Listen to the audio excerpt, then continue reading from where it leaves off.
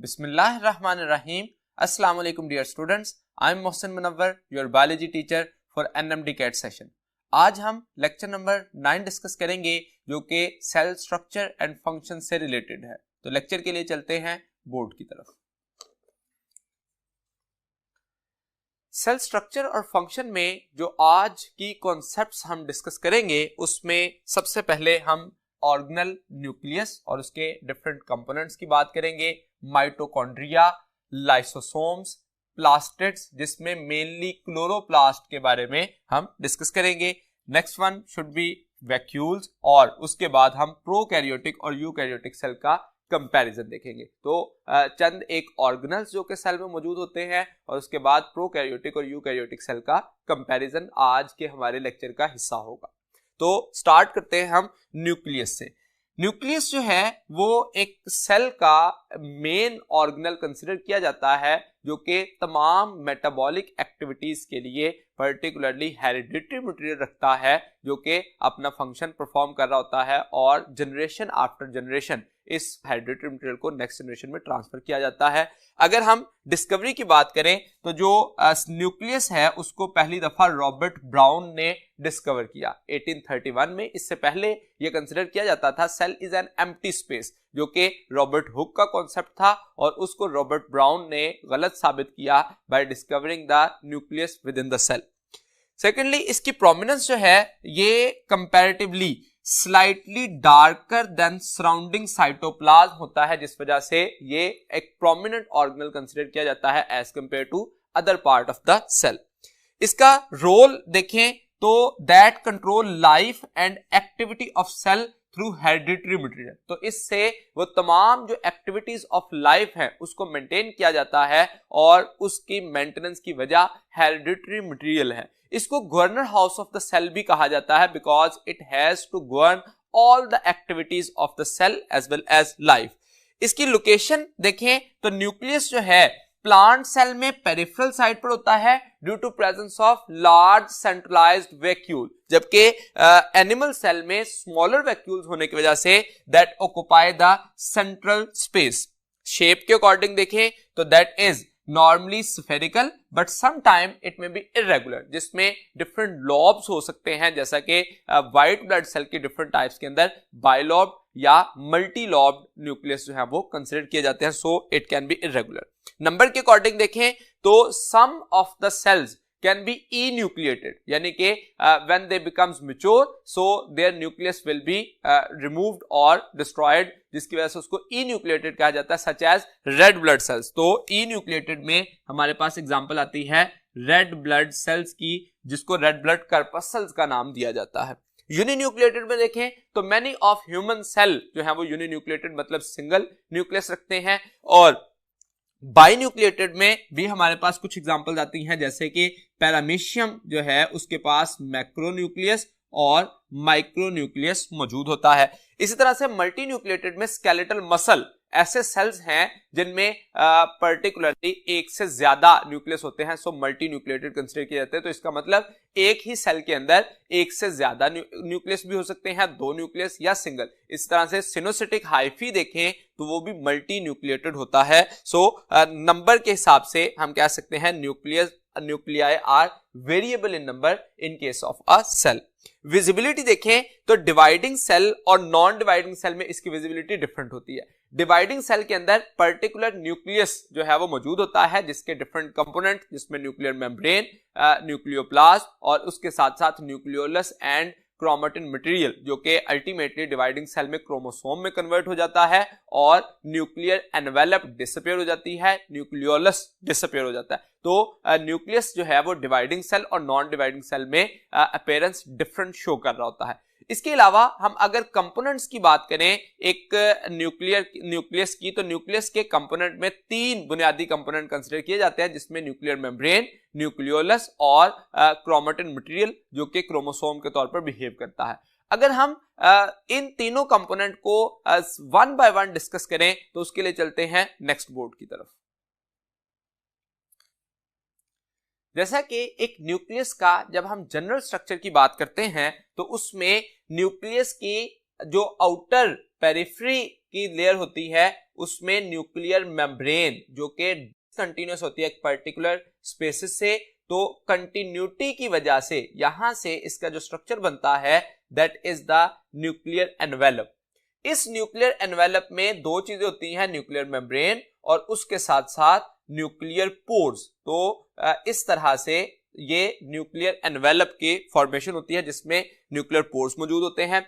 इसके साथ साथ इसके इंटरनल साइड पर न्यूक्लियर मटेरियल मौजूद होता है that is present in the fluid जो कि न्यूक्लियोप्लाज्म कहलाता है, और एक डार्कली स्टेन्ड रीजन होता है जो कि नॉन मेम्ब्रेनस है, उसको नाम दिया जाता है न्यूक्लियोलस। तो ये वो बेसिक कंपोनेंट है जो कि एक न्यूक्लियस के स्ट्रक्चर को शो कर सकते हैं। तो सबसे पहले हम न्यूक्लियर मेम्ब्रेन की बात करते हैं। तो एक न्यूक्लियर मेम्ब्रेन जो है वो रोल क्या प्ले करती है, that is responsible to separate nuclear material from cytoplasm. तो इसकी वजह से जो मटेरियल सेल साइटोप्लाज्म की तरफ जाना है या टुवर्ड्स द न्यूक्लियस आना है, तो इसके लिए ये न्यूक्लियर पोर्स जो है उनको इस्तेमाल किया जाता है, वरना साइटोप्लाज्मिक मटेरियल जो है उसको सेपरेट रखा जाता है from the nuclear material by the help of nuclear membrane. ये डबल मेम्ब्रेन है जो कि आउटर रीजन इसका एंडोप्लाज्मिक रेटिकुलम के साथ कनेक्टेड होता है, जबकि इनर मटेरियल जो कि पर्टिकुलरली न्यूक्लियोप्लाज्म होता है वो इनर मटेरियल को कवर कर रहा होता है। सो इसका मतलब ये डबल मेम्ब्रेनस है।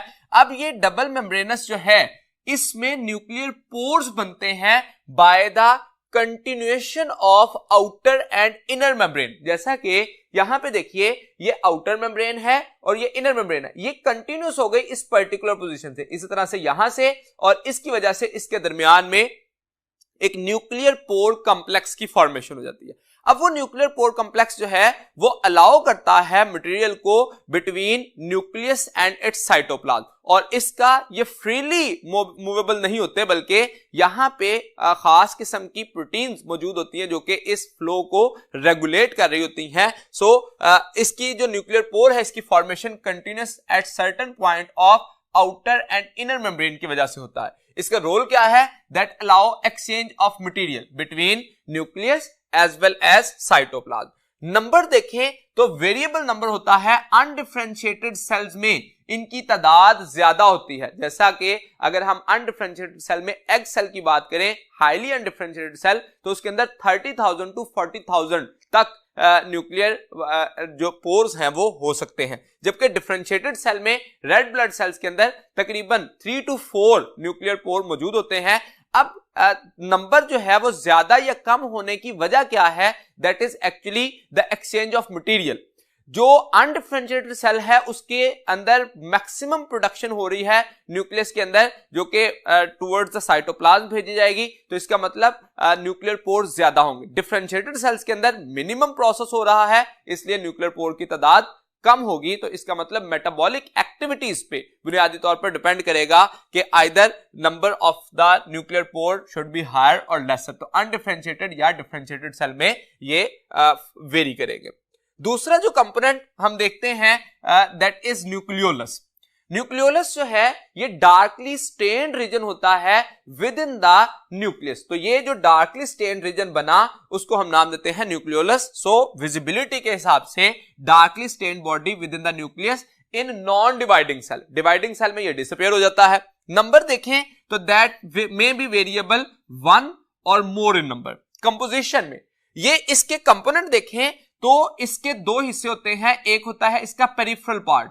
फॉर एग्जांपल यूं अगर हम शो करें तो पेरिफेरल पार्ट जो है वो ग्रेन्यूल लाइक अपीयरेंस दे रहा होता है, जो कि दानेदार हिस्सा होगा, जो कि पेरिफेरल ग्रेन्यूलर होता है, जबकि इंटरनल जो है वो फाइब्रिलर रीजन होता है जिसको सेंट्रल फाइब्रिलर का नाम देते हैं। तो इस तरह से हमें अगर अल्ट्रा स्ट्रक्चर देखें तो इस तरह से अपीयर हो रहा होता है। अब जो ग्रेन्युलर है हिस्सा वो प्रिकर्सर्स ऑफ राइबोसोम है, जबकि इंटरनल जो कि फाइब्रिलर रीजन होता है वो खास तौर पर फिब्रिलर रीजन इसका जो है वो क्या कहला रहा होता है, राइबोसोमल आरएनए। तो ये कंपोनेंट्स कंसीडर किए जाते हैं। इसका रोल क्या है, ये synthesis of ribosomal RNA and assembly of ribosome के लिए रिस्पॉन्सिबल होता है, इसीलिए इसको हम फैक्ट्री फॉर राइबोसोम सिंथेसिस कहते हैं, जो कि बाद में ट्रांसपोर्ट की जाएंगी towards the cytoplasm for the process of translation. तो ये सिंथेसिस ऑफ राइबोसोमल आरएनए और असेंबली ऑफ राइबोसोम में इन्वॉल्व होता है। तो that was about the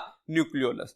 third component देखें तो क्रोमोसोम, जो कि न्यूक्लियस में तो क्रोमेटिन की सूरत में मौजूद होता है, लेकिन जब सेल डिवाइडिंग स्टेज में होता है तो इसको क्रोमोसोम का नाम दिया जाता है। अगर हम बाय डेफिनेशन देखें तो क्रोमोसोम एक थ्रेड लाइक स्ट्रक्चर है that appears inside the nucleus in non dividing cell. अब अगर इस बात को हम थोड़ा सा डायग्रामेटिक इलैबोरेट करें तो डिवाइडिंग सेल के अंदर ये नेटवर्क ऑफ जेनेटिक मटेरियल होता है जिसको नाम दिया जाता है क्रोमेटिन। जैसे ही सेल नॉन डिवाइडिंग स्टेज से कन्वर्ट होता है डिवाइडिंग स्टेज में, तो डिवाइडिंग स्टेज में आके ये कंडेंस करता है और इसकी वजह से बन जाता है क्रोमोसोम, जो कि थ्रेड लाइक स्ट्रक्चर है। और ये जो क्रोमोसोम है ये इसकी कंडेंसेशन से बनेगा, और जैसे ही सेल डिवाइडिंग स्टेज से नॉन डिवाइडिंग स्टेज में आएगा तो ये प्रोसेस दोबारा से डी कंडेंसेशन के जरिए क्रोमेटिन में कन्वर्ट हो जाता है। अब ये एक क्रोमोसोम का जो स्ट्रक्चर है ये डुप्लीकेटेड क्रोमोसोम कंसीडर किया जाता है। जब ये डिवाइडिंग स्टेज में आता है तो पहले इसको एम फेज में जाना होता है। एम फेज में जब जाएगा तो उसकी वजह से इसकी कन्वर्जन किसमें होगी, सिंगल क्रोमेटिड में, जो कि बुनियादी तौर पर एक क्रोमेटिड होता है that act like a chromosome. और जब इसने दोबारा से एम फेज से सेल साइकिल कंप्लीट करेगा, इंटरफेज में जाएगा, तो इंटरफेज में एस फेज में जाके ये दोबारा से अपने आप को डुप्लीकेटेड फॉर्म में कन्वर्ट करता है। तो ये बुनियादी तौर पर एक हम ब्रीफ डिस्क्रिप्शन देख सकते हैं कि एक क्रोमोसोम और क्रोमेटिन में डिफरेंस क्या होता है। तो हमारे पास यहां पे जो स्ट्रक्चर हम डिस्कस कर रहे हैं that is about the chromosome. Chromosome का स्ट्रक्चर कैसा है और ये रोल क्या प्ले करता है, ये जानने के लिए चलते हैं नेक्स्ट बोर्ड की तरफ। एक क्रोमोसोम जो है वो अगर हम स्टेनिंग की बेस पर देखें तो क्रोमोसोम जो है ये स्टेन्ड होता है with basic dye due to presence of chromatin. इस क्रोमोसोम को क्रोमोसोम इसलिए कहा जाता है, chroma mean coloured and soma mean body, मतलब ये एक कलर्ड बॉडी है जो कि विद इन द न्यूक्लियस बकायदा जो है वो डार्कली स्टेन होती है, lesser than the nucleus but it is darkly stain. इसका जो पार्ट्स है क्रोमोसोम के, उसमें दो मेन क्रोमोसोम के पार्ट होते हैं। First one is chromatid and centromere. अगर हम एक जनरलाइज्ड क्रोमोसोम देखें तो उस क्रोमोसोम में दो हिस्से होते हैं, primary constriction and secondary constriction. Primary constriction को ही हम दूसरा नाम सेंट्रोमियर भी देते हैं, और ये हिस्सा जो है पर्टिकुलर प्रोटीन्स रखता है जिसको हम नाम देते हैं काइनेटोकोर प्रोटीन्स, और इस वजह से यहां पे स्पिंडल फाइबर्स की अटैचमेंट हो रही होती है। जबकि सेकेंडरी कंस्ट्रक्शन जो है ये न्यूक्लियोलस ऑर्गेनाइजर के तौर पर काम करता है। तो that is actually nucleolus organiser. एक जो क्रोमोसोम है उसके टिप पर दो किस्म के पार्ट होते हैं, सेटेलिटिक डीएनए और टेलोमेरिक डीएनए। तो ये दो किस्म के पर्टिकुलर रीजन जो हैं वो क्रोमोसोम पर मौजूद होते हैं, जो कि खास तौर पर सेटेलिटिक डीएनए की बात करें तो नॉन ट्रांसक्राइब्ड रीजन होता है, जो कि हाईली रेपिटेटिव सीक्वेंस कंसिडर किया जाता है। अब अगर हम इसी को एक जो है क्रोमोसोम का स्ट्रक्चर पे देखें इन अ जनरल व्यू, तो ये एक टिपिकल क्रोमोसोम शो किया गया जिसमें सेंट्रोमियर होता है और दूसरा arm of the chromosome chromatid कहलाता है। इस आर्म के दो पार्ट होते हैं on either side of the centromere. तो यहां पे क्रोमेटिड जो है अगर ये डुप्लीकेटेड हो जाए तो इस क्रोमोसोम के इस तरह से दो क्रोमेटिड बन जाते हैं that are called as sister chromatid to each other. तो दोनों के पास जो है वो डीएनए एंड प्रोटीन। तो अगर बाय कंपोनेंट देखें तो क्रोमेटिड एंड सेंट्रोमियर दो कंपोनेंट हैं, लेकिन बाय कंपोजिशन बात करें तो क्रोमोसोम जो है उसमें दो बेसिक कंपोनेंट्स होते हैं। First one is DNA and second is protein. और इन केस ऑफ क्रोमोसोम जो प्रोटीन्स होती हैं वो स्पेशल काइंड्स ऑफ प्रोटीन होते हैं जिनको हिस्टोन प्रोटीन्स कहा जाता है, that contain positively charged amino acids. तो इसका मतलब इसमें डीएनए एंड प्रोटीन जो है वो बाय कंपोजिशन एग्जिस्ट करते हैं। रोल की बात करें तो that contain all necessary information to control the activities, और वो एक्टिविटीज क्रोमोसोम में जो है वो लोकेटेड होती हैं on the in the form of gene. तो एक जीन जो है वो एक स्मॉलेस्ट रीजन होता है, सीक्वेंस ऑफ न्यूक्लियोटाइड होता है that can be transcribed and translated, और वही इंफॉर्मेशन जो है वो सेल के बाकी फंक्शंस को परफॉर्म करने के लिए इस्तेमाल होती है by the formation of proteins, और इसलिए हम कहते हैं that contain all necessary information. Number की बात करें तो एक जो इंडिविजुअल है सेम स्पीशी का, उसके अंदर नंबर ऑफ क्रोमोसोम सेम रहते हैं in general condition. For example human cell की बात करें तो जितने भी डिप्लॉयड सेल हैं ह्यूमन में दैट कंटेन 46 क्रोमोसोम, और हैप्लॉयड सेल जैसे कि स्पर्म्स हैं दैट कंटेन 23 क्रोमोसोम। तो कंप्लीट जो स्पीशी है उसमें नॉर्मल ह्यूमन बीइंग के अंदर 46 क्रोमोसोम होंगे। इसी तरह से चिंपैंजी की बात करें तो उसमें 48 क्रोमोसोम्स होते हैं इन डिप्लॉयड कंडीशन। हनी बी के केस में 32 क्रोमोसोम्स होते हैं, फ्रॉग में 26। तो individual of the all individual of the species will contain same number of chromosome. लेकिन यहां पे कुछ हमारे पास कंडीशंस आती हैं ऐसी कि जिसमें एक ही स्पीशी के डिफरेंट इंडिविजुअल के अंदर नंबर ऑफ क्रोमोसोम डिफरेंट हो सकते हैं। जैसा कि हनी बी की एग्जांपल देखें तो उसमें मेल के केस में हैप्लॉइड मेल होते हैं इसलिए 16 क्रोमोसोम होते हैं, और फीमेल में डिप्लॉयड होने की वजह से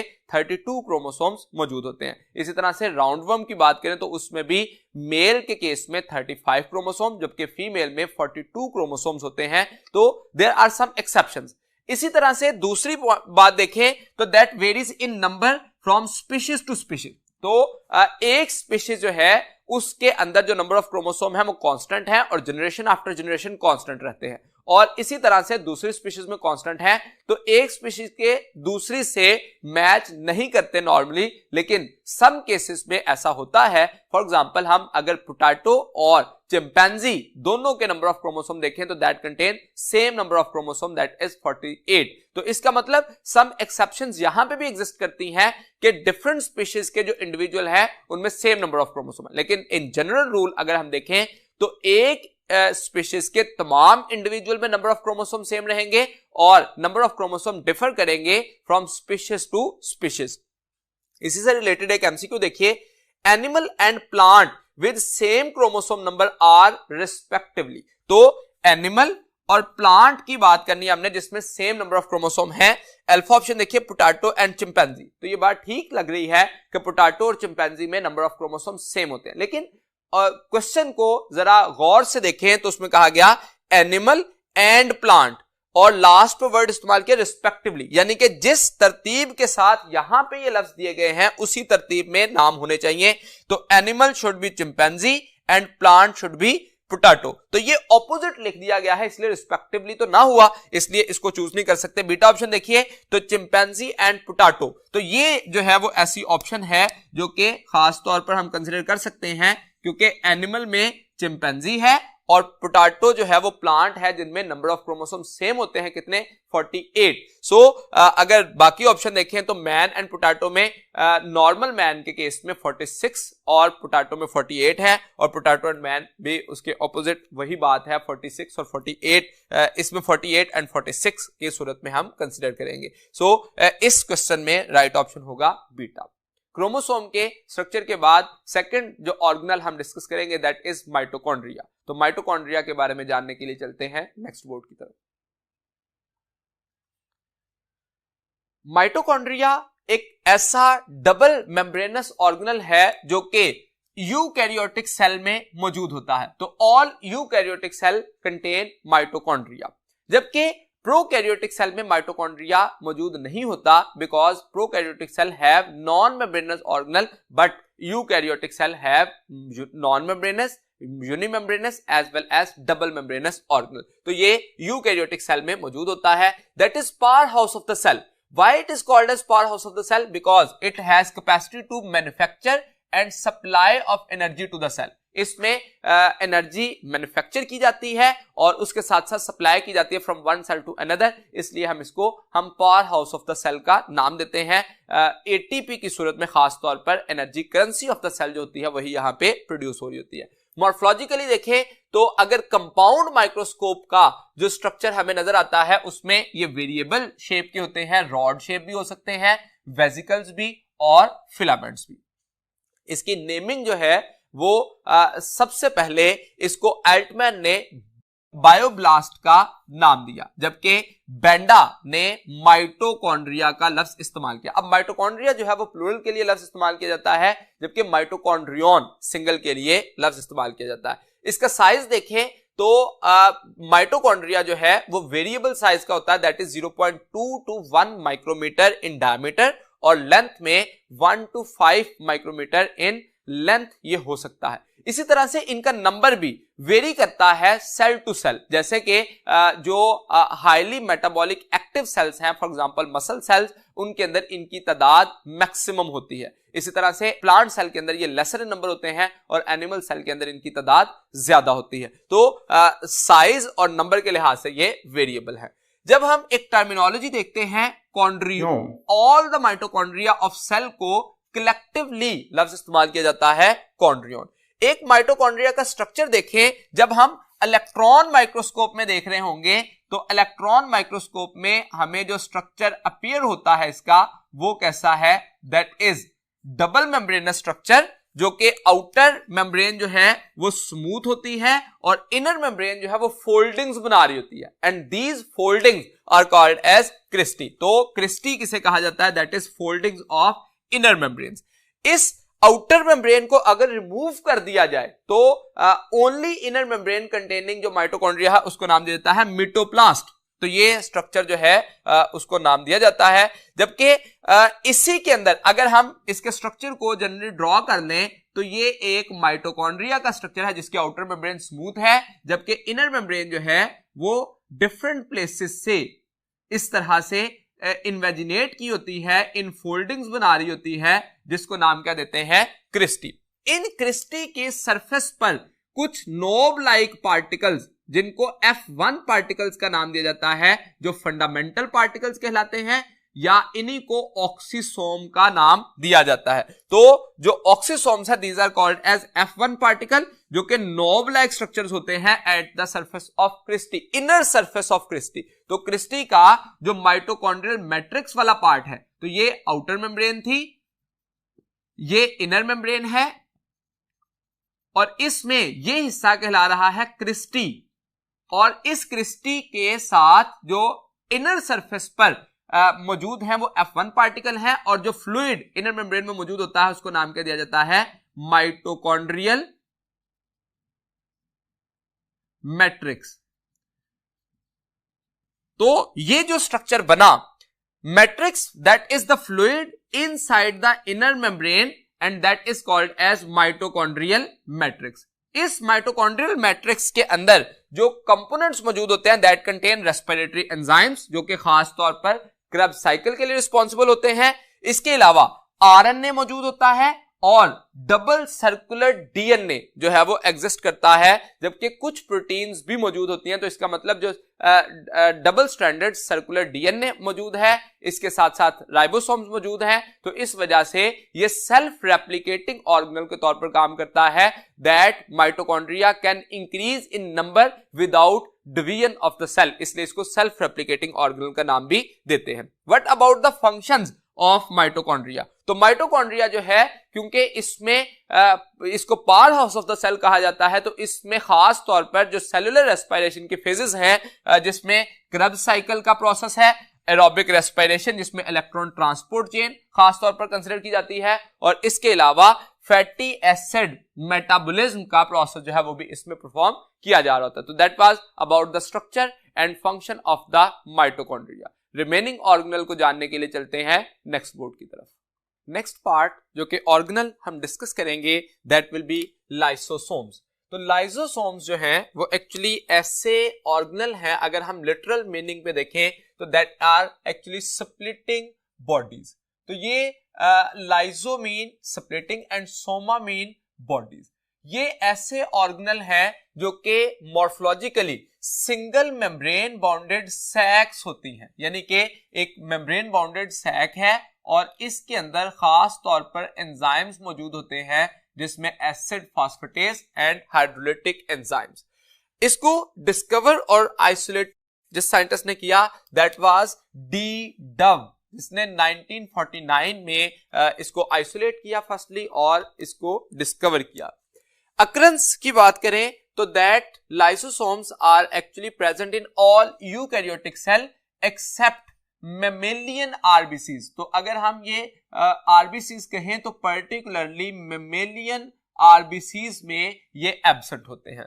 प्लांट सेल के अंदर जो सेंट्रल वैक्यूल है that can behave as a lysosome. Normally ये कंसीडर किया जाता है कि प्लांट सेल में लाइसोसोम नहीं होते, लेकिन लार्ज सेंट्रलाइज्ड वैक्यूल जो है वो एज अ लाइसोसोम बिहेव कर सकता है। बैक्टीरियल सेल में पेरीप्लाज्मिक स्पेस में बिहेव एज अ लाइसोसोम, जैसा कि बैक्टीरिया में भी नॉन मेम्ब्रेनस ऑर्गेनल होते हैं, मेम्ब्रेन बॉर्डर्ड ऑर्गेनल नहीं होते, तो उनमें पेरीप्लाज्मिक स्पेस जो है वो एज अ लाइसोसोम बिहेव करती है। इन जनरल लाइसोसोम उसमें मौजूद नहीं होते।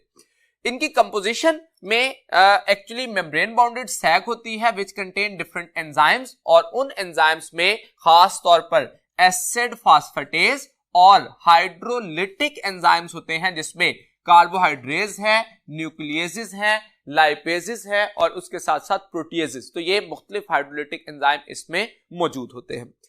टाइप्स देखें तो सबसे पहले हम बात करते हैं प्राइमरी लाइसोसोम की। अब अगर इसकी फॉर्मेशन की बात करें या ओरिजिन कहें तो अगर एक सेल का स्ट्रक्चर देखें, फॉर एग्जांपल ये न्यूक्लियस है, न्यूक्लियस के बाहर जो है एंडोप्लाज्मिक रेटिकुलम का स्ट्रक्चर इसके साथ एसोसिएटेड होता है, जो कि नेटवर्क ऑफ ट्यूब्यूल्स होती हैं। इन से जो ट्रांसपोर्ट वेसिकल्स निकलते हैं that contain particular proteins. Rough endoplasmic reticulum पे प्रोटीन्स बनेंगी, उन प्रोटीन्स को जो है वो स्मूथ एंडोप्लाज्मिक रेटिकुलम से बर्डेड ऑफ वेसिकल के अंदर जो है वो बाउंड किया जाएगा, और फिर ये वेसिकल जो है वो फ्यूज करके बना रहे होंगे सिस्टर्नी। तो यहाँ पे जो गोल्जी प्लेटस की सिस्टर्नी की फॉर्मेशन जो है वो हो रही होती है, और फिर ये जो सिस्टर्नी है इनसे बर्डेड ऑफ होने वाले सेक्रेटरी वेसिकल जो हैं जो इससे बर्ड ऑफ होते हैं, जिसमें प्रोसेसिंग ऑफ दैट प्रोटीन होती है, that can behave as a primary lysosome. तो these are called as primary lysosome. अब जैसे ही प्राइमरी लाइसोसोम जो है वो बाहर से आने वाले सेल मेम्ब्रेन में फ्यूज होने वाले फूड वैक्यूल एंडोसाइटोसिस के जरिए, जब फूड वैक्यूल जो है वो सेल के अंदर आता है, तो इस फूड वैक्यूल के साथ जब प्राइमरी लाइसोसोम बाइंड करता है तो उनको नाम क्या दिया जाता है, सेकेंडरी लाइसोसोम। अब जो सेकेंडरी लाइसोसोम है उसमें खास तौर पर फूड वैक्यूल के साथ वो बाइंड करता है, और उसकी वजह से उसमें मौजूदा फूड को डाइजेस्ट किया जाता है और साइटोप्लाज्म में अब्सॉर्ब कर दिया जाता है।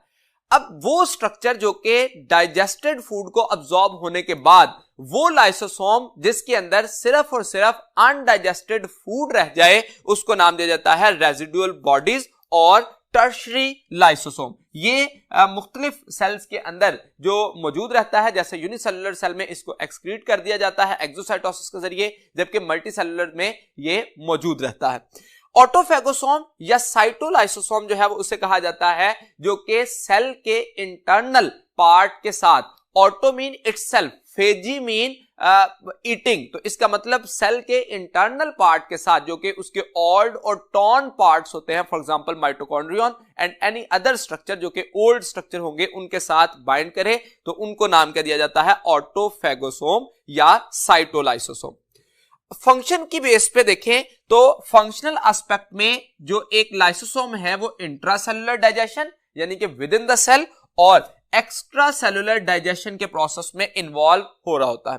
अगर इंट्रासेलुलर डाइजेशन देखें तो हेट्रोफेगोसोम बनेगा, जो हेट्रो का मतलब डिफरेंट, इसका मतलब बाहर से आने वाला जो फूड वैक्यूल है जब उसके साथ बाइंड करेगा तो उस सेकेंडरी लाइसोसोम को एक्चुअली हेट्रोफेगोसोम का नाम दिया जाएगा। लेकिन अगर इंटरनल कंपोनेंट सेल के अपने ही ऑर्गेनल या टॉर्न पार्टिकल या सब्सटेंस के साथ जब बाइंड करेगा तो उससे जो स्ट्रक्चर बनेगा उसको नाम दिया जाएगा ऑटोफेगोसोम।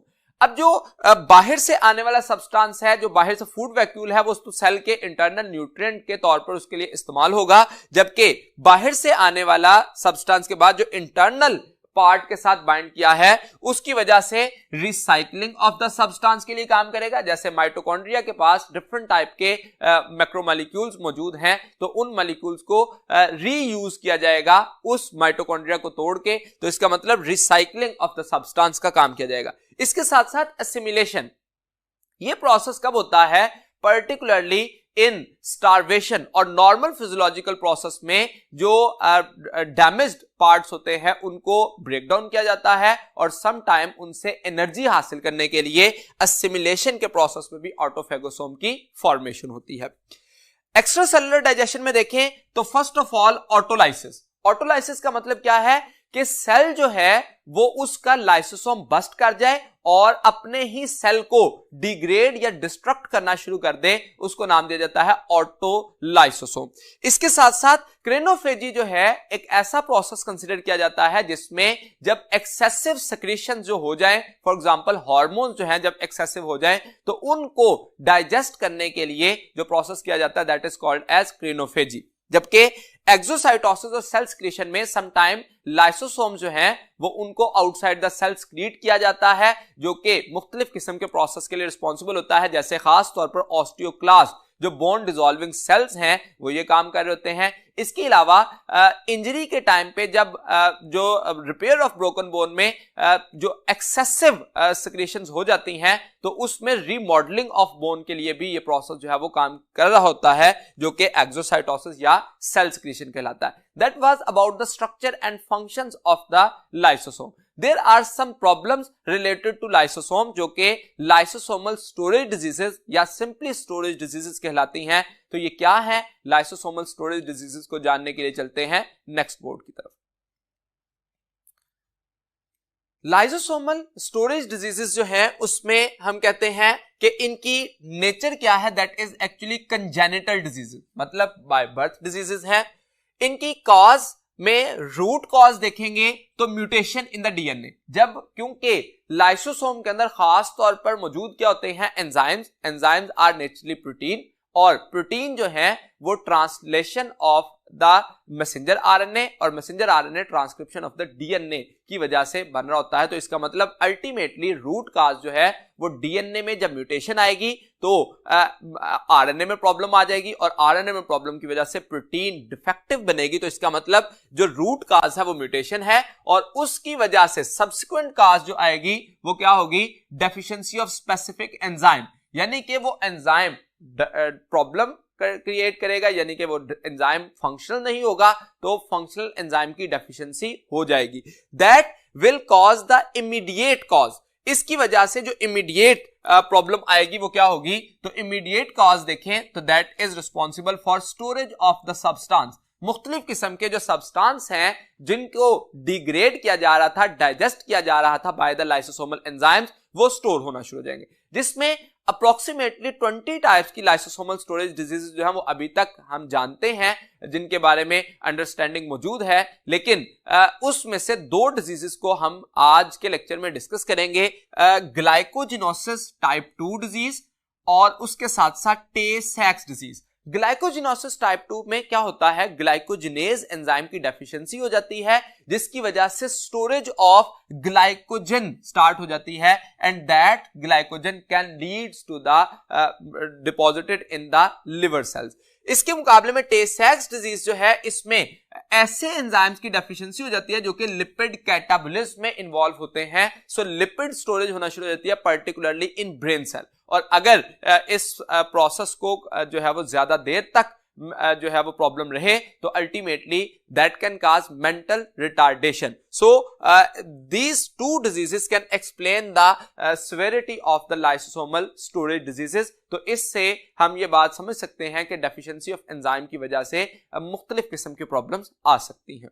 That was about lysosome. जो नेक्स्ट ऑर्गेनल हम डिस्कस करेंगे दैट इज वैक्यूल्स। वैक्यूल की अकरेंस देखें तो that is present in both plant cell and animal cell.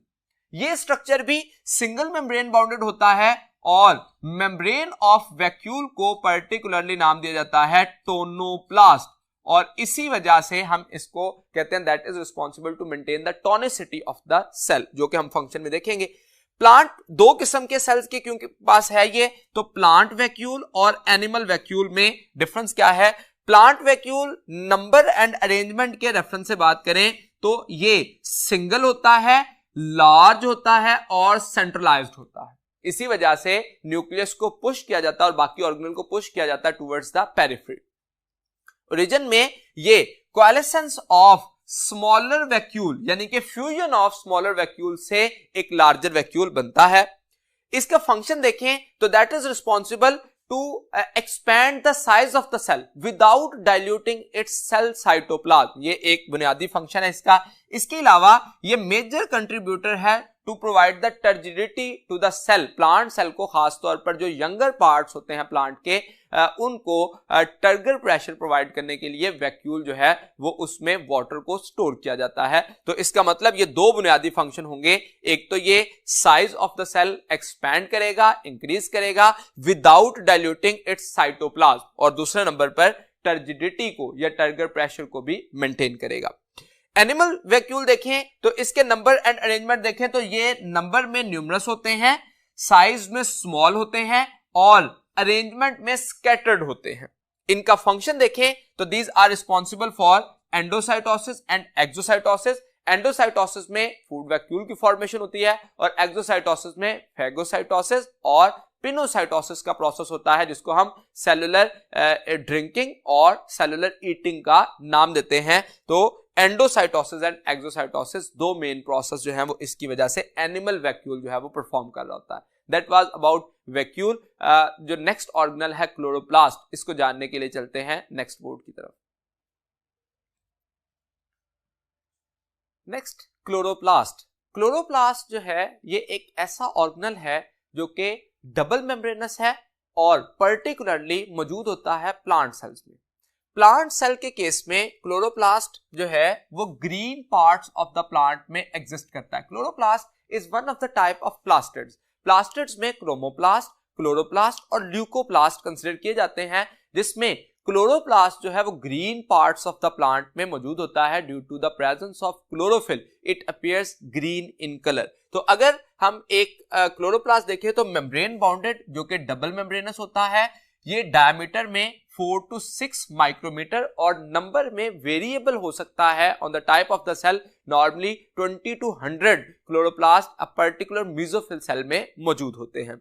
Structure देखें तो कंपाउंड माइक्रोस्कोप में ये heterogeneous structure with granules appear होता है जो कि एम्बेडेड होते हैं मैट्रिक्स में, जबकि इलेक्ट्रॉन माइक्रोस्कोप में इसके 3 बेसिक कंपोनेंट जो है वो अपीयर होते हैं, जिसमें फर्स्ट जो है वो एनवेलप है, सेकंड स्ट्रोमा और third one will be the thylakoids.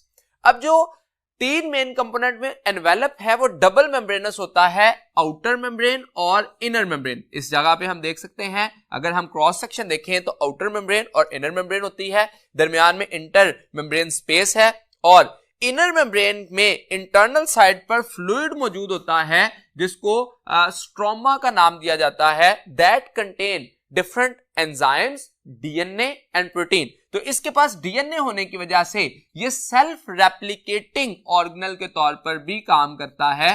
तो अगर हम सेल के सेल्फ रेप्लिकेटिंग ऑर्गेनल कहें तो उसमें खास तौर पर माइटोकॉन्ड्रिया, क्लोरोप्लास्ट एंड न्यूक्लियस, जिनको सेमी ऑटोनोमस ऑर्गेनल का नाम भी दिया जाता है because they have capacity to produce their proteins. तो mitochondria and chloroplast semi autonomous कहलाते हैं। ये कुछ प्रोटीन्स बना सकते हैं और कुछ प्रोटीन्स के लिए डिपेंडेंट होते हैं on the nuclear genetic material.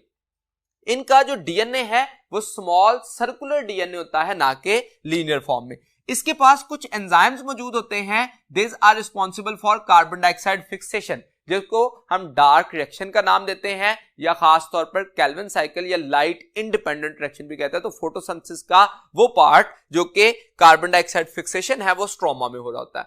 जबकि थैलाकॉइड मेम्ब्रेन देखें तो ये फ्लैटेंड वेसिकल्स होते हैं और ये फ्लैटेंड वेसिकल जब स्टैक बनते हैं तो that can considered as a granum. जब ये 50 और मोर थैलाकॉइड जो है वो आएंगी तो उसकी वजह से ग्रेनम की फॉर्मेशन होगी, तो that are called as pile of thylakoids. ये थैलाकॉइड जो है खास तौर पर अगर हम ये स्ट्रक्चर देखें एक थैलाकॉइड का, तो इसमें क्लोरोफिल मॉलिक्यूल एम्बेड किया होता है, जिसमें हेड अपर साइड पे और टेल जो है वो इसके अंदर एम्बेडेड होती है। हेड जो है इसमें लाइट को अब्सॉर्ब करने की कैपेसिटी होती है, तो क्लोरोफिल का मॉलिक्यूल इसमें एम्बेड होने की वजह से खास तौर पर ये ग्रीन इन कलर अपीयर होते हैं। अगर हम एक क्लोरोफिल का मॉलिक्यूल देखें तो वो सेम स्ट्रक्चरल एस्पेक्ट में देखा जाता है लाइक हीमोग्लोबिन। हीमोग्लोबिन के पास सेंट्रल एटम जो है वो आयरन होता है, जबकि क्लोरोफिल के पास सेंट्रल एटम मैग्नीशियम कंसीडर किया जाता है। So it has capacity to gather और कैप्चर द लाइट। ग्रैनम को जब बहुत सारे ग्रैनम इकट्ठे होते हैं तो that are collectively called as grana, और ग्रैनम को एक दूसरे के साथ कनेक्ट करने के लिए जो स्ट्रक्चर होता है दैट इज कॉल्ड एज इंटरग्रैनम। तो ये इंटरग्रैनम कंसीडर किया जाता है that is non green in colour. तो इस पूरे स्ट्रक्चर में जो ग्रीन इन कलर पार्ट होता है वो थैलाकॉइड होती है due to the presence of chlorophyll molecule. That is about the structure of the chloroplast. अगर हम फंक्शन की बात करें तो ये मेसोफिल सेल में खास तौर पर मौजूद होते हैं और फोटोसिंथेसिस के लिए site for the photosynthesis consider किए जाते हैं, जहां पे खास तौर पर कार्बोहाइड्रेट की प्रोडक्शन की जाती है और specifically glyceraldehyde 3 phosphate Calvin cycle के जरिए प्रोड्यूस किया जा रहा होता है इन द स्ट्रोमा। तो फोटोसिंथेसिस में लाइट डिपेंडेंट रिएक्शन में NADPH और ATP की प्रोडक्शन की जा रही होती है by the absorption of light by chlorophyll molecule, और उसके बाद फिर उस प्रोडक्ट ऑफ लाइट रिएक्शन को स्ट्रोमा में यूज करते हुए असिमिलेटिंग पावर और reducing power of the ATP and NADPH को यूज करते हुए हम पर्टिकुलरली प्लांट के केस में देखते हैं कि फोटोसिंथेसिस का प्रोसेस में डार्क रिएक्शन या लाइट इंडिपेंडेंट रिएक्शन जिसको कहा जाता है वो परफॉर्म हो रहा होता है। तो इन जनरल हम क्लोरोप्लास्ट का फंक्शन कह सकते हैं that is responsible for photosynthesis in case of plant cell, specifically in mesophyll cell. That was about chloroplast. Next comparison of prokaryotic and eukaryotic cell जानने के लिए चलते हैं next board की तरफ। प्रोकैरियोटिक एंड यूकैरियोटिक सेल जो हैं खास तौर पर इन दोनों में डिफरेंस देखें तो डिफरेंट फीचर्स की बुनियाद पर हम इसको डिफरेंशिएट कर सकते हैं। सबसे पहले हम एक प्रोकैरियोटिक सेल और यूकैरियोटिक सेल को डिफरेंशिएट करें on the basis of nucleus. तो न्यूक्लियस जो है उसके डिफरेंट फीचर्स, कौन कौन से फीचर्स हम स्टडी कर सकते हैं। First of all nuclear membrane. तो in case of prokaryotic cell no nuclear membrane is present, जबकि यूकैरियोटिक सेल में न्यूक्लियर मेम्ब्रेन जो कि डबल मेम्ब्रेनस होती है वो मौजूद होती है in case of eukaryotic cell. DNA की बेस पे देखें तो according to the location of the DNA, nucleus prokaryotic में क्योंकि न्यूक्लियर मेम्ब्रेन नहीं है तो साइटोप्लाज्म के अंदर सबमर्ज्ड होता है, जबकि यूकैरियोटिक सेल में डीएनए जो है वो क्रोमेटिन की सूरत में न्यूक्लियस के अंदर मौजूद हो सकता है, सर्कुलर डीएनए माइटोकॉन्ड्रिया में या क्लोरोप्लास्ट में मौजूद हो सकता है। तो इसका मतलब वहां पे मेम्ब्रेन बाउंडेड ऑर्गेनेल में होगा और यहां पे submerged in cytoplasm in common देखा जाता है कि प्रोकैरियोटिक सेल में मौजूद होता है। स्ट्रक्चरल एस्पेक्ट से डीएनए देखें तो जो प्रोकैरियोटिक है वो सिंगल सर्कुलर डीएनए का मॉलिक्यूल होता है, जबकि यूकैरियोटिक सेल में लीनियर होता है और molecule of the DNA depend कर रहे होते हैं नंबर ऑफ द क्रोमोसोम पर। तो इसका मतलब ये हुआ कि उसमें मैनी डीएनए मॉलिक्यूल हो सकते हैं, जबकि यहां पे सिंगल सर्कुलर डीएनए का मॉलिक्यूल मौजूद होता है। हिस्टोन्स प्रोटीन की बेस पे देखें तो प्रोकैरियोटिक सेल में नो हिस्टोन प्रोटीन, जबकि यूकैरियोटिक सेल में हिस्टोन प्रोटीन मौजूद होती हैं जो कि क्रोमोसोम का स्ट्रक्चर जो है बना रही होती हैं। तो डीएनए प्लस प्रोटीन मौजूद होती हैं in case of chromosome of eukaryotic cell, जबकि प्रोकैरियोटिक सेल में हिस्टोन प्रोटीन्स नहीं होती। इसी वजह से हम कहते हैं कि प्रोकैरियोटिक सेल में नो डिस्क्रीट क्रोमोसोम, इसके पास वाजे क्रोमोसोम नहीं होता। ओकाज़की फ्रेगमेंट्स जो कि रेप्लिकेशन के दौरान में बनते हैं, तो प्रोकैरियोटिक सेल और यूकैरियोटिक सेल में देखें तो ओकाज़की फ्रेगमेंट यहां पे 1000 to 2000 न्यूक्लियोटाइड्स के होते हैं, जबकि यूकैरियोटिक सेल में इसी का साइज 100 to 200 न्यूक्लियोटाइड, मतलब कि हम कह सकते हैं eukaryotic cell can form smaller size Okazaki fragments as compare to the Okazaki fragments of prokaryotic cell.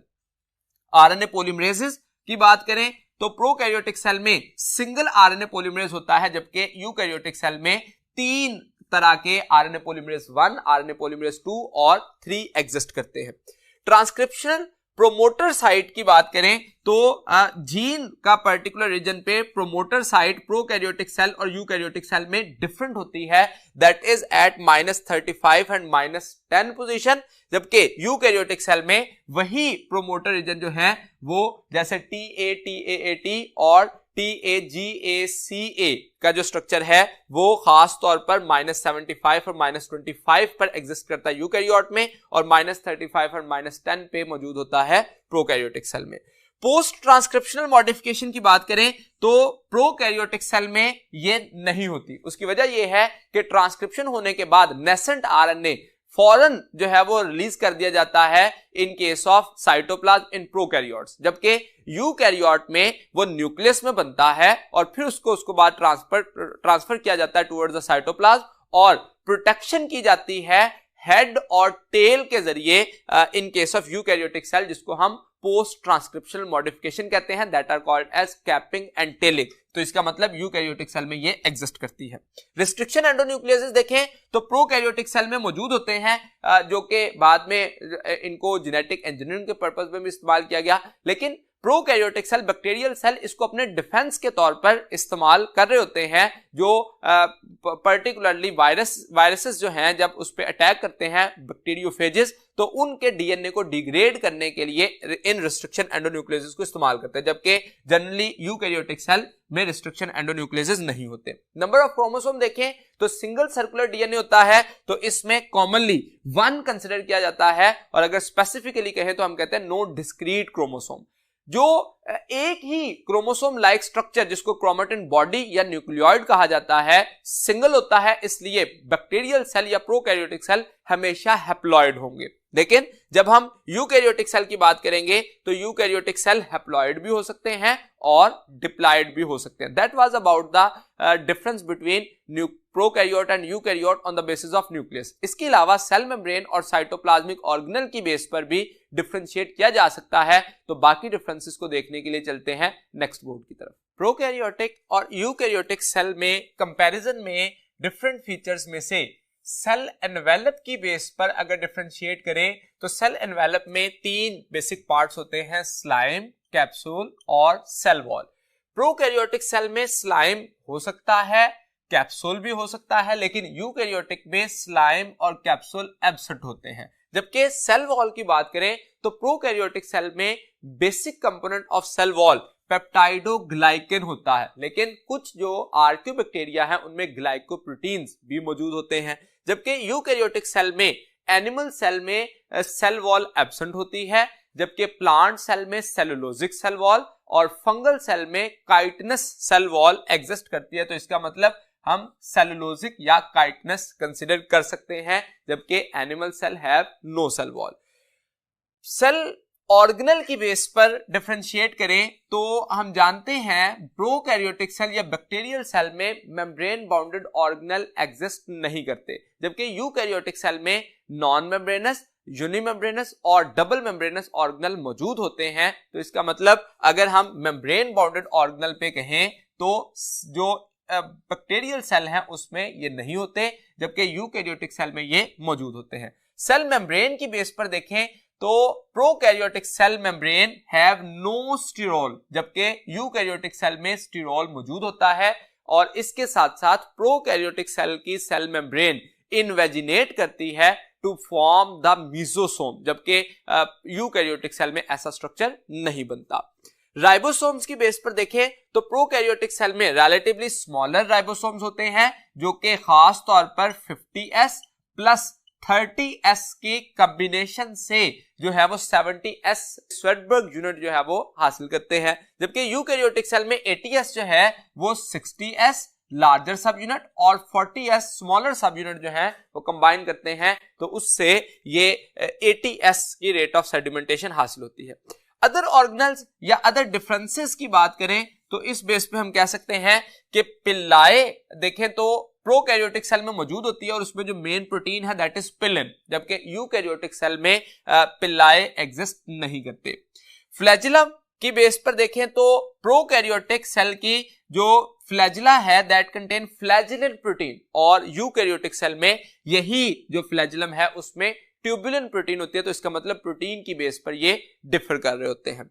इसके अलावा क्लोरोप्लास्ट पे देखें तो इसमें हम कहते हैं कि chloroplast as a membrane bounded organelle है, तो वो प्रोकैरियोट में एग्जिस्ट ही नहीं करता। लेकिन क्लोरोप्लास्ट में मौजूदा chlorophyll that is present in the prokaryotic cell in scattered form, क्योंकि वहां पे क्लोरोप्लास्ट नहीं है तो वो साइटोप्लाज्म के अंदर स्कैटर्ड होता है और वो बैक्टीरियो क्लोरोफिल कहलाता है। जबकि यूकैरियोट में ये थैलाकॉइड मेम्ब्रेन के साथ एसोसिएटेड होता है और खास तौर पर क्लोरोफिल ए, बी, सी और डी जो है वो मौजूद होते हैं। फूड स्टोरेज देखें तो प्रोकैरियोटिक सेल में glycogen as a source of food या स्टोर्ड फूड होती है, जबकि यूकैरियोटिक में एनिमल सेल में ग्लाइकोजन होगी और प्लांट सेल में stored food will be in the form of starch.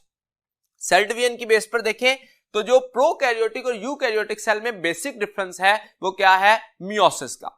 Meiosis का प्रोसेस प्रोकैरियोटिक सेल में नहीं होता, बल्कि माइटोसिस, जिसको स्पेसिफिकली हम नाम देते हैं कि ये स्ट्रक्चर जो है वो माइटोसिस का भी बाइनरी फिशन का काम कर रहे होते हैं। स्पेशल काइंड ऑफ माइटोसिस भी नहीं होती क्योंकि इसमें स्पिंडल फाइबर्स नहीं बनते, तो ये एनएस्ट्रल सेल कहलाते हैं, जबकि यूकैरियोटिक सेल में डायएस्ट्रल का नाम उनको दिया जाता है। सो यहाँ पे मियोसिस और माइटोसिस का प्रोसेस हो रहा होता है, इसके साथ साथ बाइनरी फिशन और मल्टीपल फिशन जो है वो यूकैरियोटिक सेल में भी देखते हैं, जबकि प्रोकैरियोटिक सेल बाइनरी फिशन के जरिए डिवाइड कर रहे होते हैं। साइज की बेस पे देखें prokaryotic cell is always microscopic, ये माइक्रोमीटर्स में इनका साइज होता है, जबकि यूकैरियोटिक सेल माइक्रोमीटर में भी हो सकते हैं और में भी अप टू सेंटीमीटर्स, या लार्जेस्ट अगर आप देखें तो मैक्रोस्कोपिक ऑस्ट्रिच एग जो है वो एक सेल कंसिडर किया जाता है। तो इसका मतलब ह्यूमन के केस में भी या जो इंडिविजुअल यूकैरियोट्स हैं उनमें लार्जेस्ट सेल जो होता है वो एग सेल होता है।